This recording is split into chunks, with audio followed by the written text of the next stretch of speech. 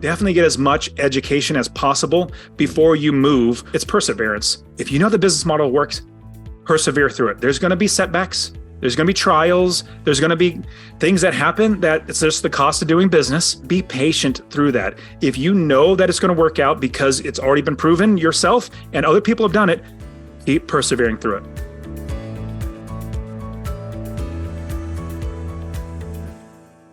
Welcome, everyone, to the Road Less Traveled Show. This is a show about people that were successful in a previous career and left that career to go down a different path. I'm your co-host, Richard Coyne. And I'm your co-host, Bill Zahller. On today's show, we're so pleased to have Dustin Heiner with us. Dustin, welcome. Hey, guys. Thank you so much for having me. I love real estate investing, but it's mostly what it affords me to do in my life. I quit my job and I like the term successfully unemployed. And with that, I don't work for somebody else. I found a way to make money to provide for myself and my family without working a dead-end job. That's what I call a just over broke job. But then, I go to the gym in the morning, hang out with my family, come on podcasts and talk to great people like you. So thank you so much for having me on the show. Absolutely, Dustin. Yeah. Well, thank you again for being on the Road Less Traveled Show. To start with, can you tell our audience a little bit about your background, what job you initially started down and your transition? Yeah. So just like everybody, we are all taught this exact same path that we're all supposed to walk on. And I'm following the same path. So you go to school, you get good grades, and you take those good grades and you go to college, you get in thousands and thousands of dollars into debt, and you get more good grades in a piece of paper. It's called a degree. And then you go and shop around at different companies and hope to get a quote unquote career at this company and work 40 plus years of your life until you're 65, 75 years old, and then retire and hope to live on what you managed to save that entire time you're working that just over broke job. Well, I'm doing that exact same thing, but at the same time, I've always been entrepreneurial, starting businesses and that type of thing.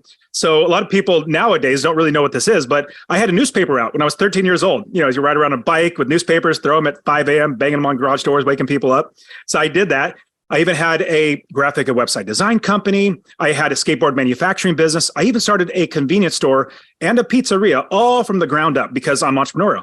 But at the same time, I started working that job because I wanted to get the most risk-free, stable job I could ever think of. And guys, you'll get this. So I was in California at the time. I was working at a local county government in California doing technology. California is not going away. Government's definitely not going away. And technology isn't going away. Most stable, secure job ever. At the same time, being entrepreneurial, I bought one rental property. And with this one rental property, it's a single family home, got tenants in there.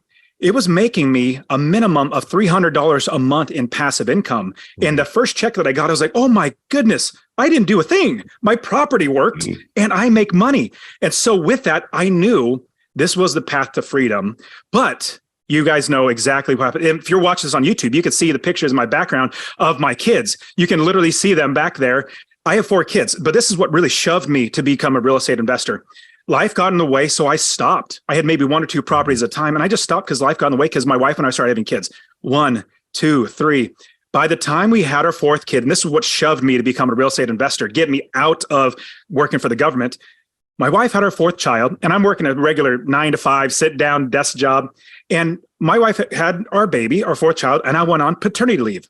That's where the dad stays home with the mom, changes poopy diapers and bonds with the baby and all the good stuff.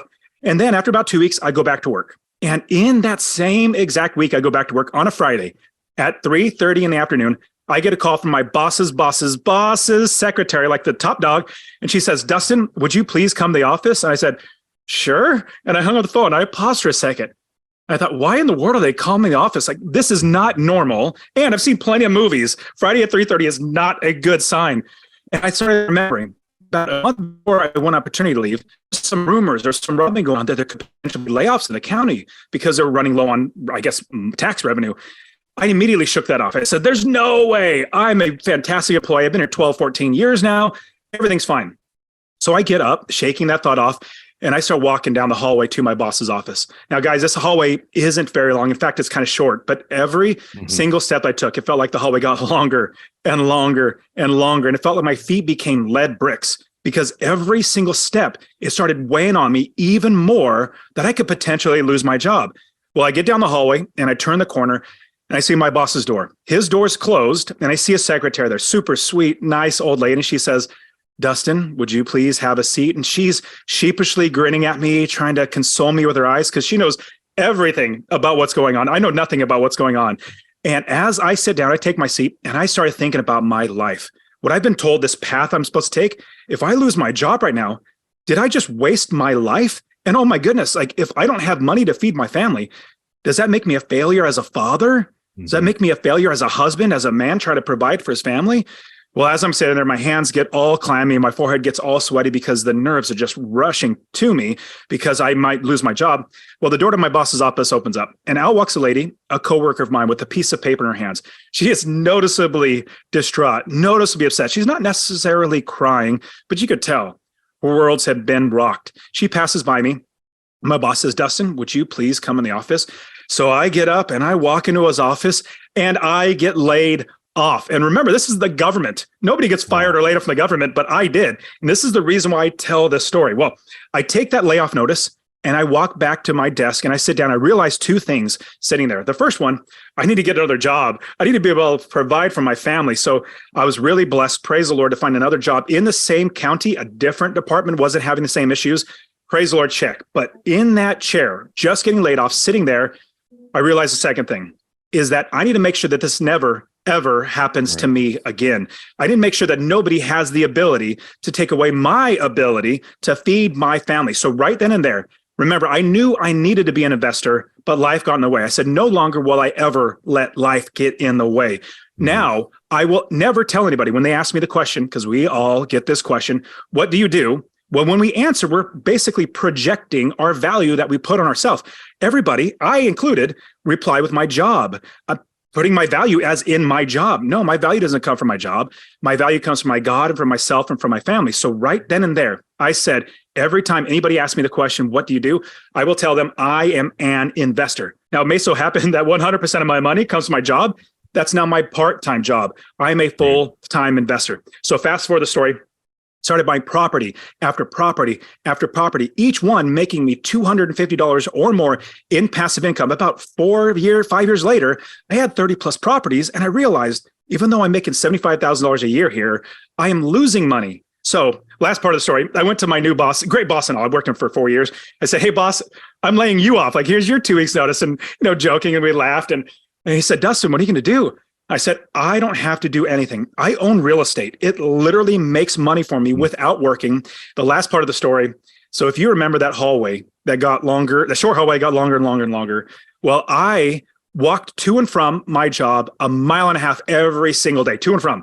I've been 1,000 times. This last time, walking away from my job for the very last time, I felt like I was walking on clouds because I knew I would never, ever need a job again. And everybody, if you're listening to this, you need to realize that you will never be paid what you are worth. In fact, if you got paid for what you're worth, your boss would probably go broke. In fact, they're paying you just enough to keep you working without quitting, but not so much money that takes money out of their pocket. So if you get paid what you're worth, you would actually make so much more money. So each one of my properties, 30 plus properties, $250 at the minimum. With that, all my expenses were accounted for. So I'll pause the story because you probably got plenty of questions. Well, just to echo what you're saying, that's something we talk about frequently, and that is that, look, there's no loyalty toward employees from an employer, period. It's been gone forever. Call it whatever, when the ERISA came into effect and you essentially became responsible for your own retirement. That was in the 70s, early 74, I think.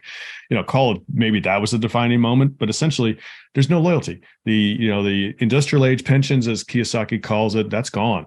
You're responsible for your own retirement. There's zero loyalty from an employer to employee. So we encourage people all the time. Listen, you may love your W-2 job. That's awesome. Excel at it. Do great. Make a lot of money. But at the same point in time, create another stream of income. Don't just rely on one income source for your livelihood. Because again, you've defined yourself by one income stream. Create another path. Maybe it's a side hustle. Maybe it's real estate investing. Maybe it's whatever. But do something in addition to complement and amplify your abilities and your wealth. So, yeah. Yeah, I completely agree. And for me, everybody realize this, if you stop working for somebody else, I'm not saying everybody needs to or should. That was my goal. Everybody has to go with whatever their goals are and their risk tolerances. I found that it is more risky because I thought it was risky to invest in real estate. but it's more risky to put my life in somebody else's hands who could literally take it away in 2 seconds. And on top of that, I realized that as I was investing in real estate, that I had a way to make passive income. And Richard, you mentioned streams of income. I absolutely love streams of income. In fact, when you have 40 plus hours of your life back to you, that you could then do whatever you want, from serve the community, be with your family, build businesses. I do all the above. I love all that. And I love building businesses. Now, I literally have, I can't even count them, multiple streams of income. I'd say at least 10 or 20 streams of income coming in. I have 4 businesses that make me money now. And but here's the key for me. All those streams of income are amazing, but they flow into my river of income, which is my real estate investing. That's where that's tangible. That's passive income. That's money making every single month. And it is generational wealth. I will literally pass these properties down to my kids. They will literally get every single one of these properties. And I'm going to teach them how to do this as well. So that's for me. The streams flow into the river and I make even more money because of that. Yeah. Absolutely. Yeah. Well, Dustin, what just kind of general, when you're the first 30 properties you bought, there were single family homes? Yes, 4 units and below. So residential, okay. 4 units and below. Right. Yeah. And then what geographic location was that in? So when I first started investing, it was in 2006. Before the crash in 2008, I was in California. There was no passive income to be made. So I actually flew out to Ohio and figured out how to actually invest out of state. Now, I love investing out of state. It's so far away, better areas to invest. Like wherever you live, there's a place where you can make money in passive income. So currently I invest in Ohio, Texas, and Arizona. And now, because I've done it so many times and I had 40 plus hours of my life back, that people were asking me, how in the world do you do this? So I started teaching friends and family members how to do it. And I eventually figured out a system, almost like this is what you do. And here's the big thing is, in order to invest out of state, you need to build the business first. You can't just buy a property and hope that it works. In fact, I get a lot of people say, Dustin, I bought a property. I did what those quote unquote gurus told me to do, found a property in Kalamazoo or, pick a city. And I ran the numbers like they told me to do. And I paid thousands of dollars to fix up the property, spent thousands of dollars to buy it, obviously. And then I got a tenant, and then I went to call property managers, and every single one said, no, I will not manage it because I'll get shot there. Well, you don't have an asset anymore. You have a liability. What we do, what I'd love to do at Master Passive Income, what I coach my students and what I do myself, I literally have four states that I invest in, and as well as I have businesses set up, but we build the business because instead of calling, hey, property manager, I bought this property, will you manage it? Instead, you hire the experts first. Just like if you're building any business, you say, property manager, I'm looking to buy this property. And if they say, no, I will not manage it, then you don't spend the time and money and headache on this property. Mm-hmm. But that's the biggest thing about it for me in the areas that I invest in. We build the business. Let me give you a quick analogy, then I'll let you jump in. So the quick analogy of how to build the business, think about if you're going to start a convenience store, candy bars and soda machines and all that good stuff. Well, if you're going to start a convenience store, you are not going to sign a lease on a location, open the doors and set a box of candy bars in there on the ground. You would not do that. In fact, you go out of business in like 2 seconds. What you would do is you would build the business first. You get the gondolas, those shelving units, all the candy bars go on, the countertops, the cold storage, bank accounts, cash registers, insurance, employees, everything in the business before you buy any inventory. As soon as the business is built, then you buy the inventory. Same thing with real estate investing. I hire experts. They know the area. I don't know the area. They live there. They invest there. They play there. They're the experts. And so I build the business, and then every piece of property that I buy is another piece of inventory that I put into my business. And these experts that have already pre-chosen, they're going to tell me, don't buy over here because that's a bad area, or don't buy this property, or do buy this property, or do or not. They are the experts. And so we hire the right people and build the business first. Does that all make sense? Yeah. Yeah, absolutely. It's funny. I'm actually reading a book right now that is exactly what you're talking about. Have you read Dan Sullivan's Who, Not How? I have heard of it. I have not read it though. Yeah, I'm only about halfway through it. Excellent book so far, but it's exactly that point that, you don't have to think like, well, how can I do this? You figure out like, who can do this for me? Like you said, who's the local expert? I don't have to learn the entire state and what somebody already knows that, right? I just have to get in contact with them, and then I put their skills to work. Yeah, absolutely. And I have students that say, hey, Dustin, you invest in the city, you're the expert. I say, no. I'm not the expert. I have some knowledge, but I count on these experts. And here's the thing. if you think it's risky to do this, that, or other, even starting a business, even starting a lemonade stand, you can do it yourself, but I guarantee you, you will be able to eventually find somebody that can do it better than you. If you're an entrepreneur, you're almost like a jack of all trades because you're like, I can do it all. Let me make sure I get it all done. But there's a limitation to that. Eventually, you might build, let's say, $100,000, $200,000 business, but you're capped because of your time and your expertise. If you got the right people around you, and here's the big key for me, for my business, the property manager is my quarterback. I do not do a thing unless I find a property manager. In fact, I've tried to invest in cities and I could not find a property manager that I worked well with. So I passed on from that city. I do not start investing unless I have the right person. It'd be like doing this. Let's say you built that entire convenience store, and then, because a lot of people, they buy a property and they just grab the first person that says they're a property manager and puts them over the property. It'd be like doing the entire convenience store and then seeing somebody walk across the street. Hey, you have a pulse, come on in here, manage my business, manage my money, manage my customers, manage my inventory, manage everything. No, you wouldn't do that. You would interview them and you would hire the right people. Does that all make sense? Yeah. Yeah, absolutely. Yeah, that's great. Yeah. So Dan, Dustin, excuse me, back to your government days, is there a funny story you can share? Something that happened to you?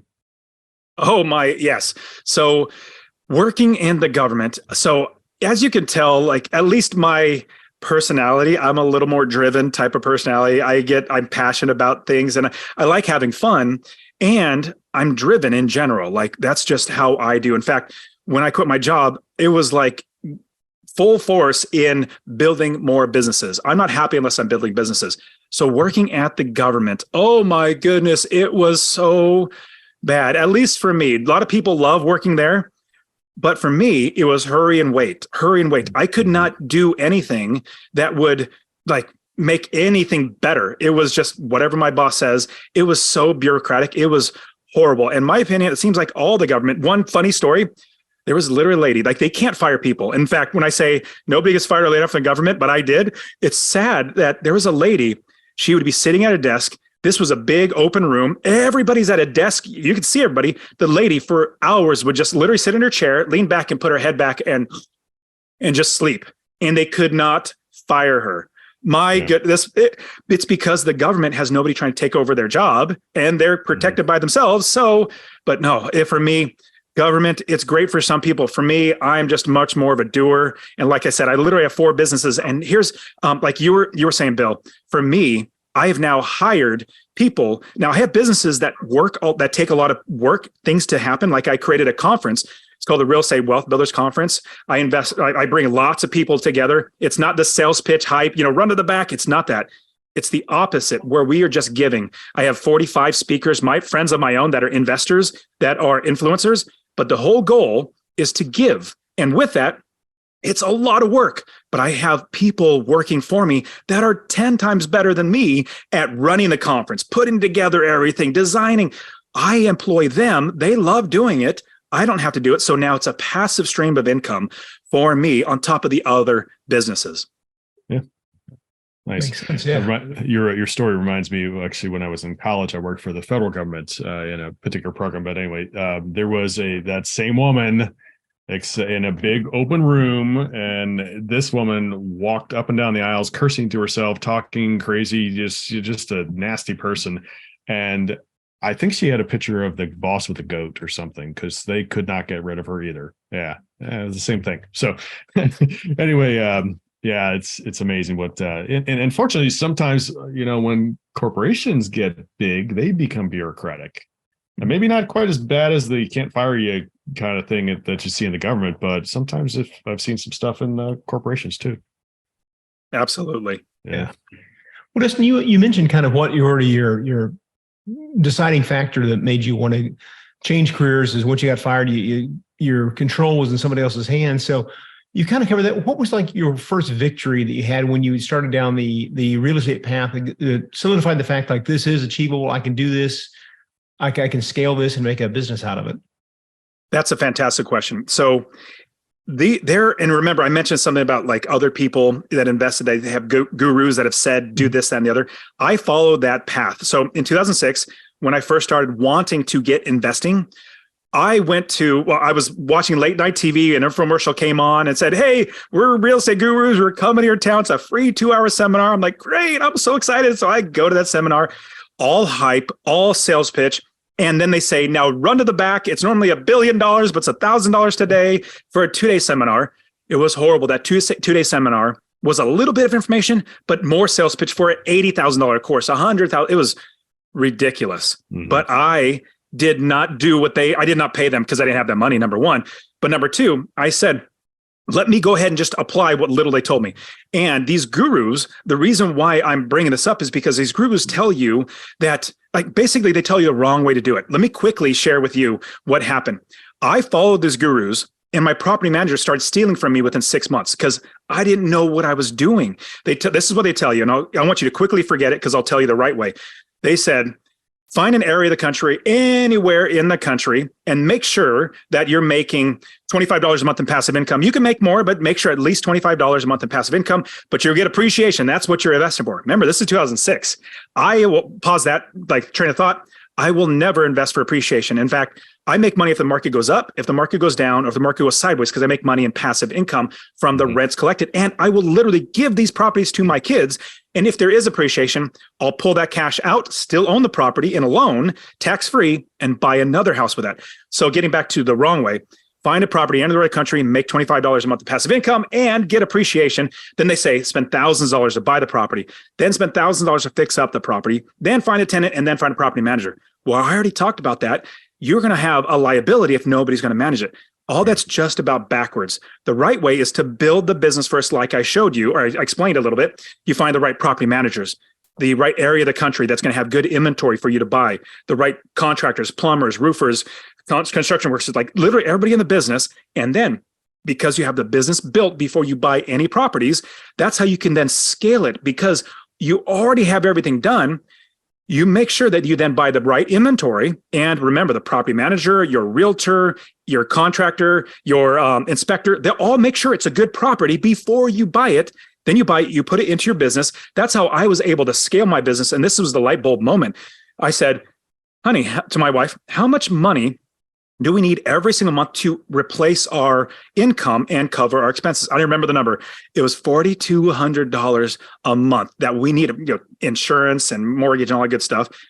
Well, I thought, okay, if I make a minimum of $250 a month in passive income, hold on to these perpetually until I give them to my kids, that's $3,000 a year in extra income and passive income. I thought, wow, okay, simple math. If I just buy 10 properties, that's $2,500 a month. That's $30,000 a year without working.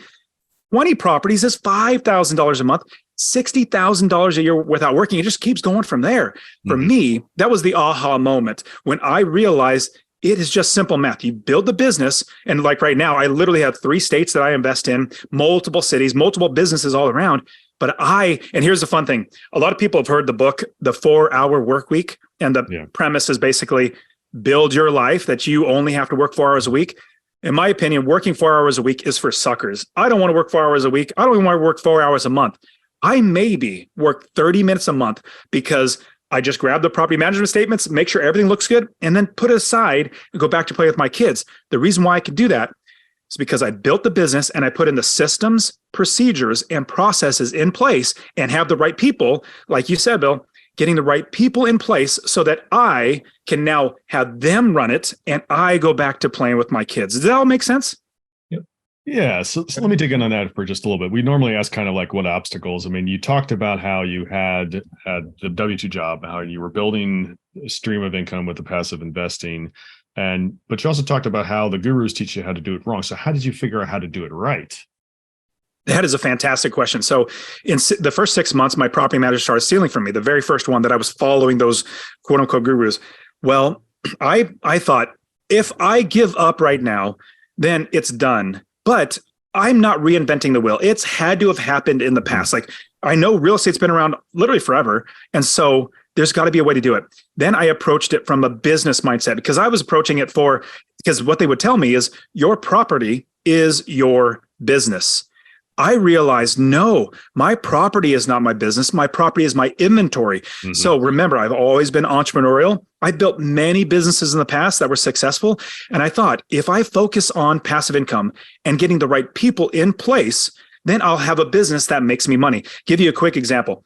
Let's say you can buy a candy bar for 50 cents and you can sell it all day, every day, many times over for $1. Well, you would make that deal. You'd buy as many candy bars as you could and sell them for $1. You make 50 cents. But what's great about real estate investing, let's say you didn't even have that 50 cents and it costs you 25 cents to borrow that 50 cents. So you're out of pocket 75 cents. You can still sell it for $1. That means you make 25 cents after every candy bar. You'd continue to do that with no money in your pocket. Here's the great thing, though.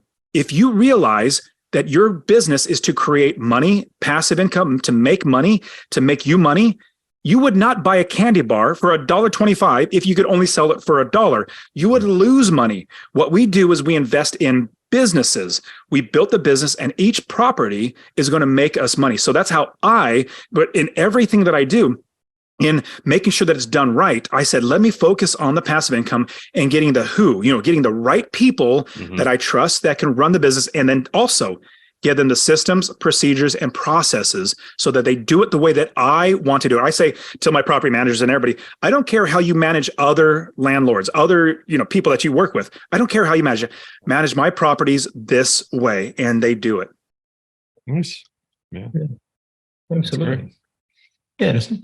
Well, where are you today in your journey? Like I said, and I love the analogy you mentioned earlier about your multiple streams of income, be it the rental houses, the other business you have, going into one large river of income. So can you kind of elaborate on what that looks like?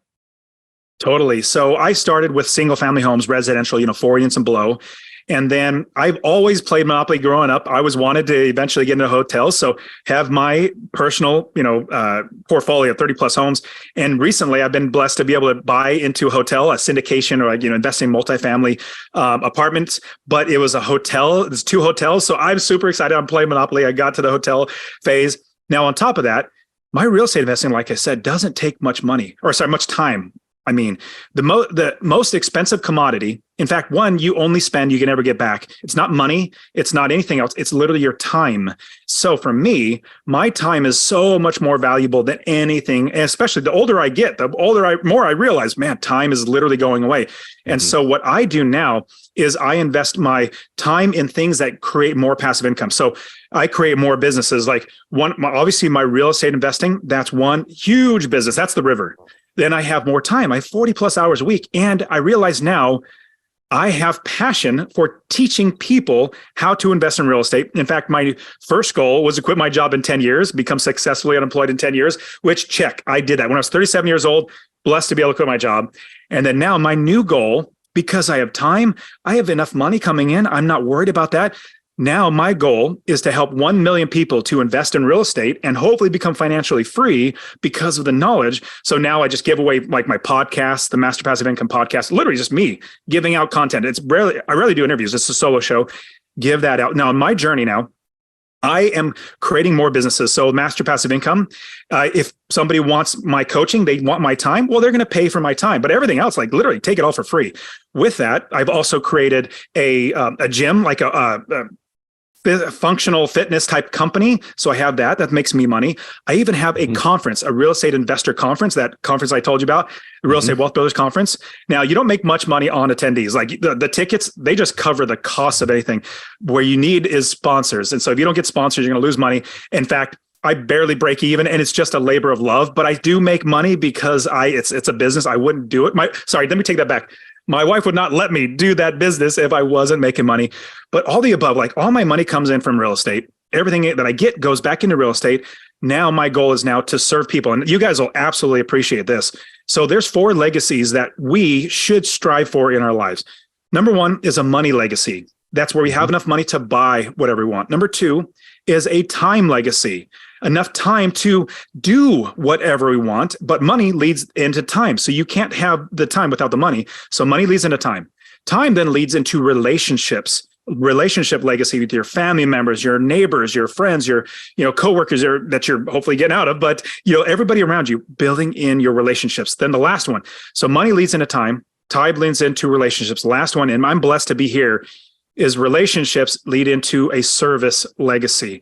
Now, I have found my legacy now I'm trying to leave is a service legacy, serving as many people as possible, because I found the more people that I serve in my life, giving them good properties to rent at a lower, affordable rent, but at nice properties, to teaching somebody how to invest in real estate so they can change their life, become financially free, to anything. It's to serve more people, because the more people that I serve in my life, the better my life gets and the better everybody else's life gets. That's why the Real Estate Wealth Builders Conference, it's actually literally next week. So I don't know. Well, I know you said you're going to be releasing. So about the time that this episode is releasing, I'm literally having my conference. It's an annual conference, but it's literally a labor of love to serve more people. So like I said, my goal is to serve 1 million people. That's the service legacy I'm trying to fulfill. Awesome. Yeah. Yeah. So actually that kind of really touches on the next question, which is really sort of about giving back, about helping others in some fashion. You talked about your goal is to serve 1 million people, obviously through education, to help them learn about how they can do things differently, how they can create those other streams of income. That's fantastic. That's definitely, Bill and I have a big belief in giving back and trying to help others. And I'll talk more about that at the end of the show. But anyway, so well done. Nice. That's great. Thank you so much. It's honestly, it's more fulfilling doing that. Like when I bought my first property, it was a joy. When I quit my job, it was a huge joy. But when I see my students buy their first property, I feel so much more fulfilled. It's not like I did. It's like, wow, I was blessed to help somebody. And then when I see them quit their job, in fact, my students are quitting their job in like 2 or 3 years, so much faster. Maybe it was like 7 or 8 years. They're because I've helped them go through all of my troubles. Now they don't have to go through the same problems that I did. But yeah, absolutely. Now, honestly, you feel so much more fulfilled when you show somebody how to do something and then they accomplish it. It's just a blessing. Yeah. Actually, I think it is. I remember, Bill. I think it's Jim Rohn that said something to the effect of, people say learn from your mistakes. Well, I'd rather learn from the mistakes of others, and even better, I'd rather stand on the shoulders of giants who've done that and be able to amplify my success by learning from others about how to do things better. Yeah, you're going to make mistakes along the way, but at the same point in time, you don't have to reinvent the wheel. There's somebody out there that you can emulate that's been successful in where you're trying to go. So that's awesome. Yeah. Absolutely. And a lot of people ask me the question, well, Dustin, and this is a genuine question. I completely understand because most people are in that position. Well, Dustin, if you invest in real estate, you don't need money. Why do you charge for your time for coaching me? You have plenty of money. And a couple thoughts come to mind. Well, number one, I have a wife and kids. And I literally asked this, hey, honey, should I charge people? And she said, yeah, absolutely. Like if you're not going to charge, don't do it. Just stay with us. Right. In fact, she has the hard job of homeschooling the kids. I have the easy job of making money. So she said, just homeschool the kids with me. Like, don't even bother with that if they're not going to. Okay, I appreciate that, babe. The second thing, this is the big reason why I charge is because I have literally given countless hours of my time to people, just teaching them. Do you know how many of them actually take advantage of that and actually accomplish? Zero. The people who pay money, they have skin in the game. They're like, I paid I better do this. It's just to hold them accountable. The last thing to add to that, if you can find somebody that's literally a mentor that's just going to give and instill in you, grab onto them. They're hard to find though. I literally have hundreds, if not almost thousands of students now. I don't have time to just help one person. But here's the thing. You're going to pay with one of two things. You're either going to pay with your time, doing it wrong and having to figure it out, or you're going to pay with your money. Either way. In fact, if you go to college, you realize that you just spent thousands and thousands of dollars, maybe $100,000 getting a piece of paper. And so you already know there's the value in education. So if you're going to pay with your time or your money, for me, I could always make more money. I cannot make more time. Right. Absolutely. Yep. The only non-renewable resource, like you said, is your time. Mm-hmm. Yeah. Well, Dustin, what's something you recently implemented in your business that's allowed you to continue to scale? Ooh, it is honestly finding the right people. I mean, if you think about, people might think, and I used to think this too, like who can do this better than me? Like, let's say even podcasting. I love podcasting. I've been podcasting on my podcast since 2018. And it's really just a solo show, me just giving out this content.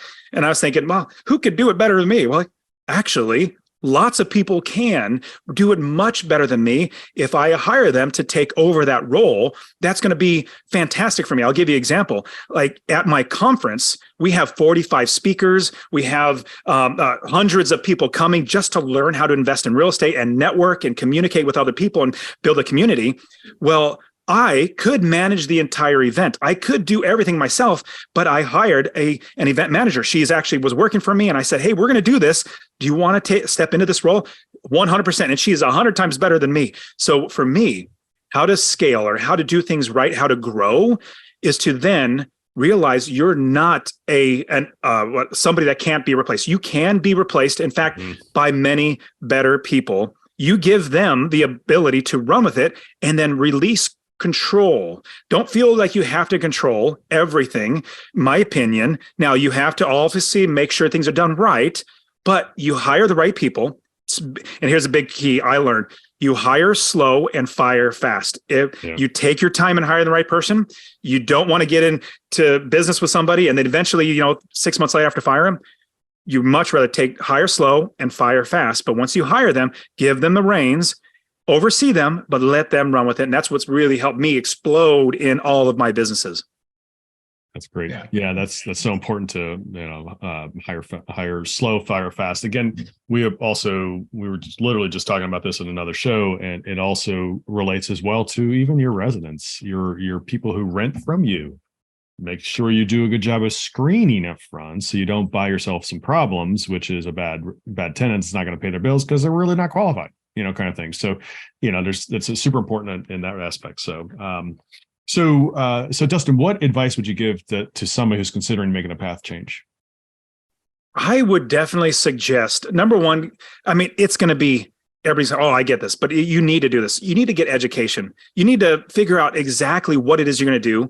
And so for me, I was trying lots of different things, like selling things on eBay, buying things on Amazon and reselling, started businesses. I tried a bunch of different things, but then I realized what was the fastest, easiest, and I did no work, and I used other people's money to buy things, which was real estate investing, got me to where I wanted to be the fastest. And it was because I learned from other people, and I also tried it. So the suggestion, or what I would suggest if anybody is going to go down another path, definitely get as much education as possible before you move on, like gung-ho. Like, don't just quit your job and say, Dustin just said real estate investing, I'm quitting and I'm doing it. That's not, in fact, I didn't quit until I literally had like $8,000 a month in passive income. That's when I quit, because even though I needed 42, I was like, I want to double that because I have kids and wife. I don't want to lose that. So for me, my suggestion is get education. But here's the biggest thing on top of that. It's perseverance. If you know what you're doing, you got educated, the model works, the business model, I can buy it for 50, the candy bar for 50 cents, I can sell it for $1. If you know the business model works, persevere through it. There's going to be setbacks. There's going to be trials. There's going to be things that happen that it's just the cost of doing business. Push through it, persevere through it, and be patient through that. If you know that it's going to work out because it's already been proven yourself and other people have done it, keep persevering through it. Right. That's great advice. Yeah. Well, Dustin, what's the best way for our listeners to be able to reach out and learn more about what you're up to? And if you'd mention also your real estate conference you have and your podcast. Yeah, absolutely. Thank you, guys. Actually, I have a real estate investing course I love to give away for free. Remember, I want to serve people. Do you mind if I share that with everybody? Sure. Please. Awesome. So more than likely, you're listening to this on a podcast. If you text the word rental, RENTAL, grab your phone, type in the word rental, and text the word to 33777. Rental to 33777. I'll literally give you my real estate investing course. I've had countless people invest just by this free course. Text the word rental to 33777, or you can go to masterpassiveincome.com/free course. All one word, /free course. And the reason why I call it Master Passive Income, once you buy one rental property, you've mastered passive income because it literally will keep coming in. You can even find me on my podcast, the Master Passive Income Podcast. It's like I said, it's a solo show. It's actually like number 1 or 2. If you look for real estate investing, I'm blessed. It's actually like number 1 or 2 on there. If you look up real estate investing. The other thing is, my Real Estate Wealth Builders Conference. It's literally just me to give more and more to more people, serving more people. If you go to rewbcon.com, REWBCON.com, it's Real Estate Wealth Builders, all abbreviated, rewbcon.com. You can see everything about it. It's an annual show or annual conference. If you use the promo code podcast, I'll give you 10% off. I know you came from Richard and Bill's podcast. I'll give you 10% off your ticket just for coming. Last thing, Instagram. I actually like getting DMs on there. The Dustin Heiner, THE Dustin Heiner. And guys know I'm not that arrogant. It's the only handle I could come up with. Everything else was taken. And I didn't want a bunch of like numbers and stuff like that. So the Dustin Heiner on Instagram. I'd love to meet more people. But thank you so much for having me on the show. Absolutely, Dustin. Yeah, we really enjoyed the conversation today. And thank you for being on the Road Less Traveled show, and wish you continued success. Dustin, thank you for being on. Really want to express our appreciation for that. We also like to thank our listeners. Please continue to give us a 5-star rating so we can bring you more great content like our show today with Dustin Heiner. And also want to remind everybody of a couple of important things that Park Capital Partners has going on. First of all, we have the Park Capital Partners Value Add Fund, which is a 506c fund available today to accredited investors.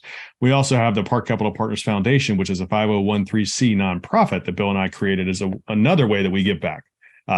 The way that works very quickly is first, we fund the operations of the foundation. So all the money donated goes to do its best work, which is to help others. We donate personally, we donate corporately. And then finally, when investors invest with us, we make a donation to honor that investor to a pre-selected list of 15 different charities.